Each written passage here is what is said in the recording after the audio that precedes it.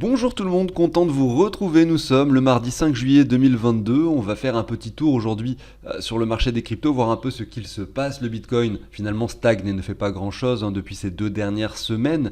Les altcoins, tout de même un petit peu de mouvement parce qu'on avait touché un pic quand même extrêmement bas sur leur prix par rapport au dollar, notamment avec l'Ether qui se situait pendant une très courte période en dessous des 1000 $, le Binance Coin également en dessous des 200 $, mais là on voit qu'il y a une reprise qui s'est opérée, notamment également avec un Solana qui est passé de 26 à 34 $, Avalanche qui se stabilise sur les 17, et moi la crypto que j'aime bien regarder c'est Atom Cosmos. Alors où est-ce qu'on est? On est ici 8,56 $, donc c'est vrai qu'il avait touché les 5 $ je crois, donc aussi également de belles performances, et on voit d'ailleurs qu'il établit 10% sur une semaine. Donc aujourd'hui au programme, on va analyser le Bitcoin, bien sûr, on va regarder un peu le sentiment du marché et voir un peu ce qu'il se passe sur les contrats dérivés. On a un open interest qui monte malgré tout ici de jour en jour. On va voir si ces prises de position assez importantes sont majoritairement à l'achat ou à la vente. Ça peut nous donner des informations également sur le marché. Et bien sûr, on ira voir ensuite les altcoins. On va commencer par une news qui concerne la BNB Chain et on ira voir par la suite quelques graphiques. Ceci étant dit, pensez à l'abonnement, au like si le contenu de la chaîne vous plaît. Moi je vous passe la petite introduction, je vous dis à tout de suite.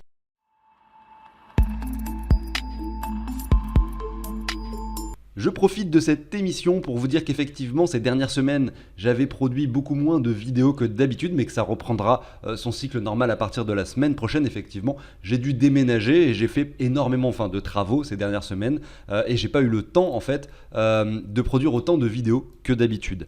Donc on est parti, on a un Bitcoin sur les 19 400 $, donc effectivement la chute a été quand même extrêmement violente. Si on regarde ici de mèche à mèche, on a tout de même sur le Bitcoin moins 75% approximativement.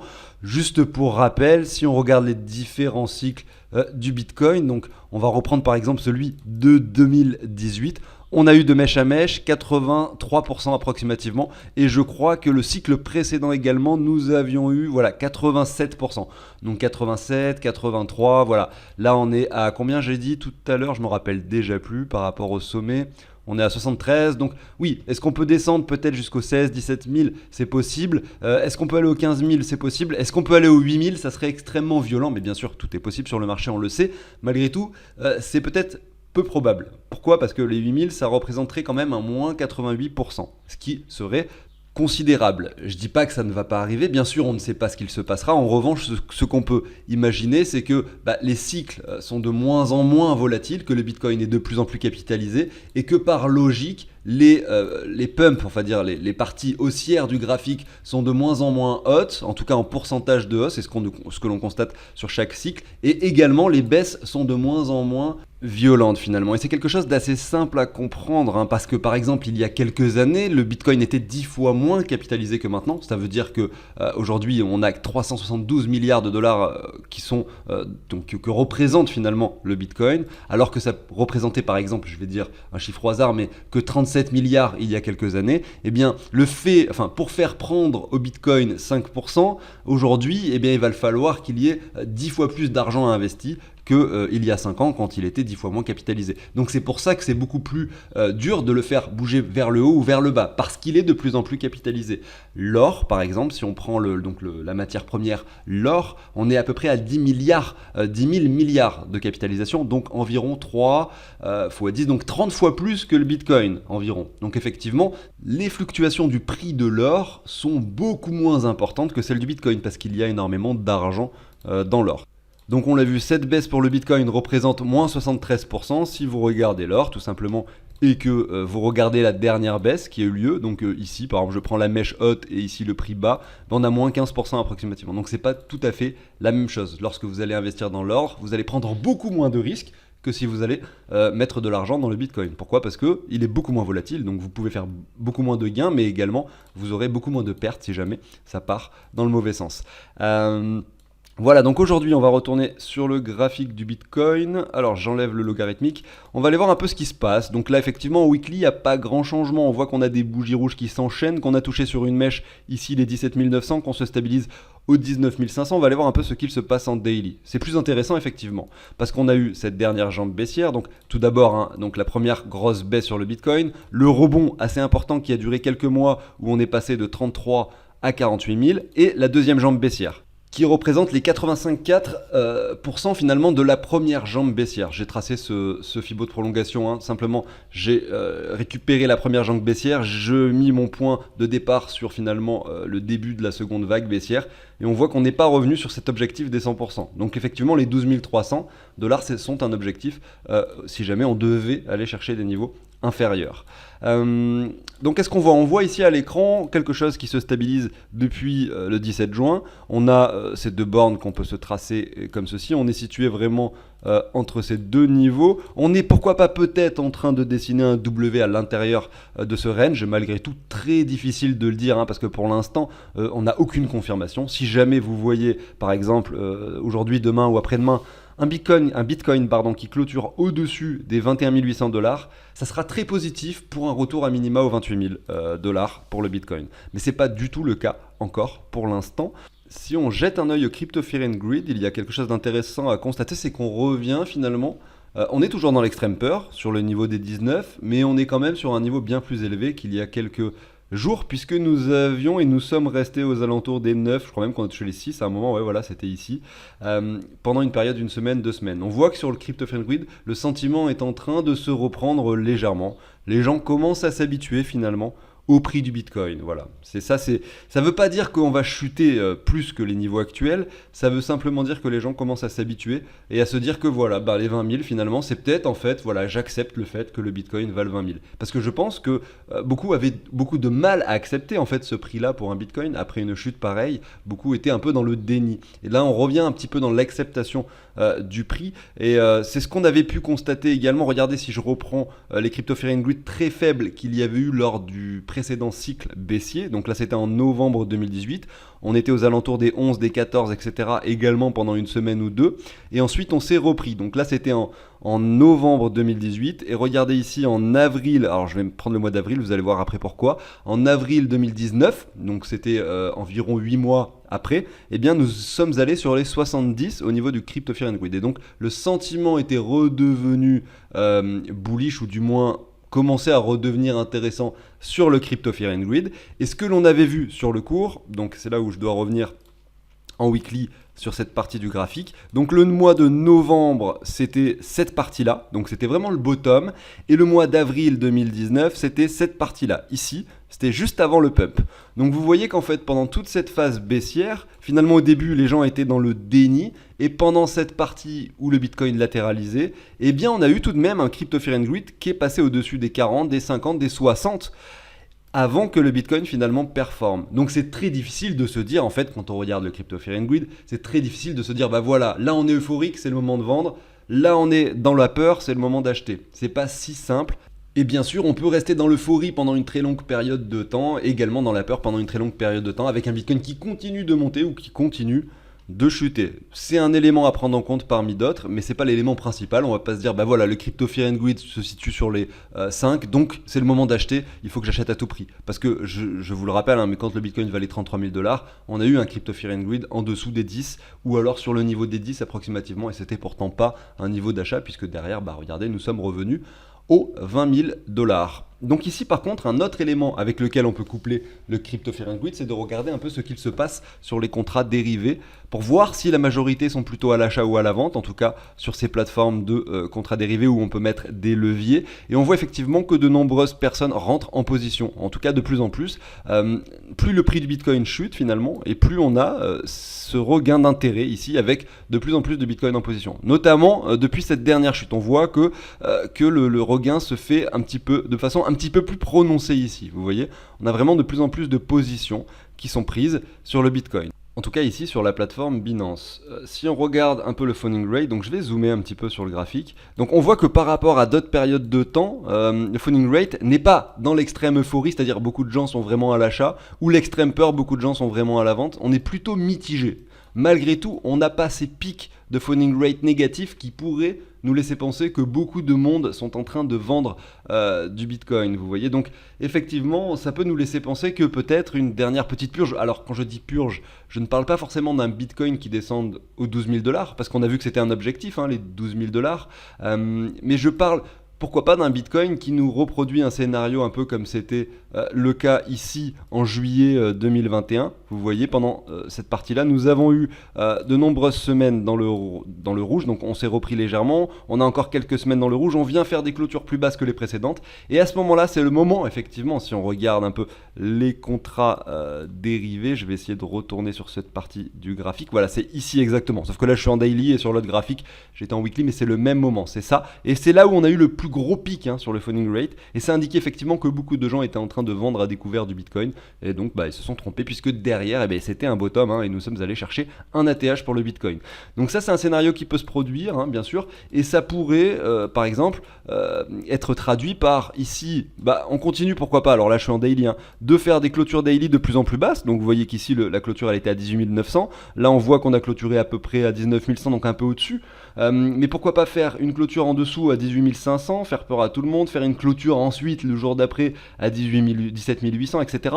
Et même pourquoi pas faire une clôture en dessous de ce niveau-là, vous voyez, pour vraiment faire peur à tout le monde. Et là, ce qu'il faudra observer, c'est de voir si on a des pics au niveau du funding rate. Et si c'est le cas, on pourra estimer que peut-être, puisque ça reste pas non plus un indicateur parfait, c'est comme tous les indicateurs et tout ce que l'on regarde sur le marché, il faut le coupler avec d'autres choses, mais ça resterait quand même une information essentielle qui pourrait nous indiquer vraiment que le bottom approche et qu'un rebond pourrait s'opérer. Voilà, mais c'est pas encore le cas. J'ai pas l'impression que ce soit assez mûr encore pour que nous puissions voir un réel rebond sur le Bitcoin. Mais bien sûr, on suivra ça. Alors, on va enchaîner maintenant avec la news sur la BNB Chain. Et on a un élément principal de la blockchain de BNB qui s'appelle la BNB Beacon Chain, qui devient open source, qui va faciliter finalement le développement de la blockchain, ou du moins par exemple des plateformes d'échange décentralisées ou des choses comme ça, parce que n'importe qui ou n'importe quel développeur qui auront accès à ces informations open source pourront créer leur propre projet. Ça peut être une porte ouverte à de nombreux scams, bien sûr, c'est ça qui effectivement est critiqué dans cette news, mais ça peut également être une opportunité de voir s'accroître un petit peu l'écosystème de la blockchain. Ils expliquent également qu'ils vont rendre leur blockchain plus décentralisée que ce qu'elle ne l'était. Il n'y avait que 20 validateurs. Ils vont passer donc à 41 donc en 2022, assez prochainement. Et ils expliquent que d'ici à 2023, la scalabilité en tout cas des applications sidechain sera augmentée jusqu'à 10 000 transactions par seconde, ce qui est tout de même énorme. Et effectivement, moi j'ai regardé et constaté ça pendant ce crash au niveau des cryptos. On a un Binance Coin qui se tient très très bien par rapport au Bitcoin. On l'a regardé déjà sur la chaîne à de nombreuses reprises, mais on voit que c'est encore le cas puisqu'on a encore des bougies vertes sur le graphique BNB BTC. Est-ce que ça veut dire que c'est un bon niveau pour acheter du Binance Coin? Certainement pas, on est très haut sur le graphique. Malgré tout, ça veut simplement dire qu'on est sur une crypto qui se porte très très bien malgré ce crash. Et que, effectivement, ça ne sera peut-être pas tout le temps le cas, et que là on est quasiment sur un ATH, sur une résistance, et que les niveaux actuels au niveau du graphique BNB BTC pourraient nous laisser penser qu'on revienne par exemple sur cette ligne à minima, voire peut-être qu'on la casse par le bas pour aller chercher des niveaux bien inférieurs au niveau du prix du Binance Coin. Malgré tout, si on vient casser cette ligne de résistance par le haut, peut-être qu'on pourrait avoir un Binance Coin qui s'envole. Et si ça se produit, on peut imaginer tout et n'importe quoi au niveau des objectifs, puisque ça serait un ATH ici par rapport au Bitcoin. Effectivement, voire du 20, 30, 40% encore par rapport au prix du Bitcoin, c'est possible. Dans une phase de marché comme aujourd'hui, où le désintérêt est total dans les cryptos, je ne pense pas que ça puisse arriver, en tout cas dans les mois qui viennent, mais peut-être qu'au prochain cycle, le Binance Coin pourrait se comporter d'une façon inattendue. Et qui sait, tout est possible, on l'a déjà vu dans l'histoire, dépasser la capitalisation de l'Ether. Aujourd'hui, on est quand même, ici au niveau du Binance Coin, à 36 milliards, pour un Ether à 131 milliards, donc il y a quand même de la marge, mais effectivement, c'est quelque chose de possible et d'envisageable. Moi, je vois et je constate, par exemple, que j'ai, par rapport à mon portefeuille crypto, énormément utilisé la Binance Smart Chain pendant cette phase de bull run que l'on a connue ces dernières années. Voilà. Donc, j'ai énormément utilisé mes wallets sur la Binance Smart Chain. Je les utilise encore sur la Binance Smart Chain, beaucoup plus que sur le réseau d'Ether, que je n'utilise quasiment jamais. Et effectivement, en fait, je pense que le réseau de Binance est plus adapté à des particuliers comme moi, moi et comme vous peut-être et comme beaucoup de personnes qui rejoindront les cryptos dans les années à venir. Et effectivement, ça pourrait être, pourquoi pas, finalement la blockchain la plus utilisée en fait, hein, où le plus de transactions sont émises, même si c'est pas là où le plus d'argent fluctue peut-être, parce que l'Ether, lui, il est peut-être beaucoup plus utilisé par des institutions, par des personnes qui ont énormément d'argent, parce que les frais de transaction coûtaient plus cher, mais quelqu'un qui paye 15 dollars, voire 100 dollars de transaction en frais, hein, voilà, mais qui fait une transaction à plusieurs millions, c'est pas grave, ça a vraiment très peu d'importance. Et à ce moment-là, il préfère même utiliser le réseau d'Ether, parce que c'est très sécurisé, parce que c'est un réseau qui existait avant la Binance Smart Chain, c'est le premier réseau où on pouvait faire de la finance décentralisée également.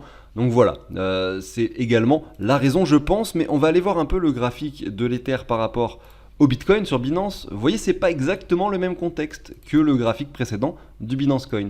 On n'est pas sur un ATH, on est plutôt sur une chute qui s'est produite de la même façon que celle que nous avons constatée sur le Bitcoin par rapport au dollar. Donc on a eu un Bitcoin par rapport au dollar qui a fait exactement la même chose que ça, et on a eu l'Ether par rapport au Bitcoin également, donc l'Ether a perdu encore plus en pourcentage que le Bitcoin par rapport au dollar, c'est logique, et l'Ether a pris vraiment cher ces dernières semaines. Mais il avait énormément performé par ailleurs les années et les mois précédents. Donc tout ça, ça reste à relativiser, mais malgré tout, on va dire que voilà, par rapport au Binance Coin, il se comporte pas bien du tout, puisque le Binance Coin a pris énormément en pourcentage pendant le bull run, parce que je le rappelle, il valait entre 5 et 10 dollars avant l'année 2020, hein, effectivement, la plateforme Binance était déjà utilisable, le Binance Coin valait entre 5 et 10 dollars, et par la suite on l'a vu monter finalement jusqu'aux 700 dollars, et aujourd'hui il redescend aux 200, mais vous voyez on reste quand même beaucoup plus haut que avant ce bull run, c'est-à-dire que voilà, on reviendra probablement jamais aux 20 dollars, enfin on peut jamais dire jamais, mais effectivement le Binance Coin n'est plus du tout dans le même contexte qu'avant, il a une utilité et une valeur bien plus importante qu'avant puisqu'il est partie intégrante de la finance décentralisée, chose qui n'était pas le cas au préalable. Alors que l'Ether, lui bien sûr, son ATH était 2400 en 2018, on est déjà plus bas aujourd'hui, donc en fait ça n'a rien à voir au niveau des graphiques. On va aller voir un peu quelques altcoins, je voulais jeter un œil à Atom, Cosmos, je vais en passer deux, donc Atom et une autre, avant d'arrêter l'émission. On voit qu'on est revenu extrêmement bas, donc c'est une crypto que j'apprécie énormément, un projet que j'apprécie énormément, c'est pour ça que je la regarde régulièrement. Si on regarde toute cette hausse, on voit qu'on a retracé plus que 85,4 de Fibo, on est même revenu au 0,9 ici sur cette mèche, aux alentours des 5,60$, c'est ce que je disais en début d'émission. On a l'impression voilà, que le marché rebondit sur ce niveau de support, c'est une bonne chose, malgré tout ça risque d'être long à se reprendre, comme la plupart des cryptos bien sûr, mais on est revenu dans une zone de prix, donc cette zone de prix qui constitue un niveau de support très intéressant au niveau du RSI. On revient sur la survente également ici en weekly, et on peut imaginer effectivement que ça pourrait être intéressant de faire du DCA, d'acheter cette crypto au fur et à mesure du temps. Peut-être qu'on va revenir aux 5 dollars, même peut-être aux 4 dollars, peut-être qu'on va réintégrer des zones basses au niveau de ce range qui est visible ici à l'écran, mais en tout cas sur du long terme, c'est un projet en lequel je crois énormément, et pour ma part, effectivement, faire du DCA sur des prix actuels, eh bien c'est une opportunité que je n'avais pas forcément imaginé au préalable. J'avais pas imaginé que le prix de cette crypto reviendrait aussi bas, et donc aujourd'hui je suis en mode accumulation, c'est-à-dire que j'essaye de faire du DCA sur ce genre d'actifs et d'autres qui vont pouvoir, pourquoi pas, performer par la suite sur un prochain cycle. Et c'est normal d'avoir des fluctuations comme ça, c'est pas parce que vous voyez quelque chose d'aussi bearish que ça veut dire que la crypto-monnaie est morte et qu'elle est finie, enterrée, et qu'elle n'existera plus jamais. C'est quelque chose de très courant dans ce secteur. La volatilité est vraiment très importante dans ce secteur. Donc c'est normal de voir aujourd'hui un Atom Cosmos aux 8 dollars, un Atom qui a touché les 5,30 $. Vous voyez ici par exemple, en mars 2020, il valait que 2 dollars, donc on est quand même 4 fois plus élevé qu'au mois de mars 2020. C'était récent, c'est récent quand même comme date. C'était il y a 2 ans, bon, c'est au moment du crash Covid effectivement, donc c'était un petit pic baissier. Ici sur Atom, il était passé de 4 à 2 dollars. Voilà. J'enchaîne maintenant rapidement avec Chainlink qui revient sur des niveaux importants, mais on voit qu'on pourrait réintégrer cette zone de prix. Parce qu'aujourd'hui, alors si on met sur Link une ligne qui représente vraiment les 2 points bas et qu'on récupère un Fibo, on observe ça comme ça, voilà, on prend vraiment le sommet, on voit qu'on est revenu chercher les 90, donc c'est vraiment similaire à Atom Cosmos sur cette mèche, donc c'est vrai que ceux qui ont capturé cette zone de prix pile poil sur les 90 de Fibo, vraiment vous avez fait une très très bonne affaire, c'est toujours intéressant de mettre des ordres sur les niveaux de Fibo pertinents.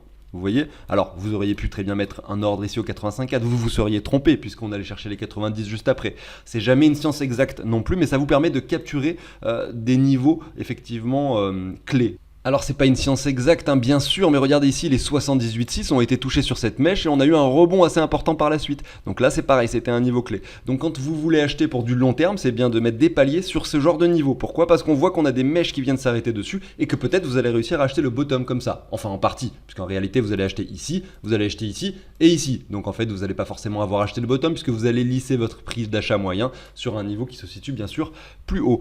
Donc Chainlink intéressant selon moi sur les prix actuels. Malgré tout, attention, on a cette zone de prix qui pourrait clairement être réintégrée ici entre les 4 et les 2 dollars puisqu'on avait énormément travaillé dessus avant cette phase de bull run. Voilà. Donc j'en ai fini pour l'émission du jour. J'espère que ça vous a plu. Si c'est le cas, pensez à l'abonnement, au like. Je vous dis à très bientôt sur la chaîne. Je vous souhaite une excellente journée, une excellente soirée. Salut tout le monde!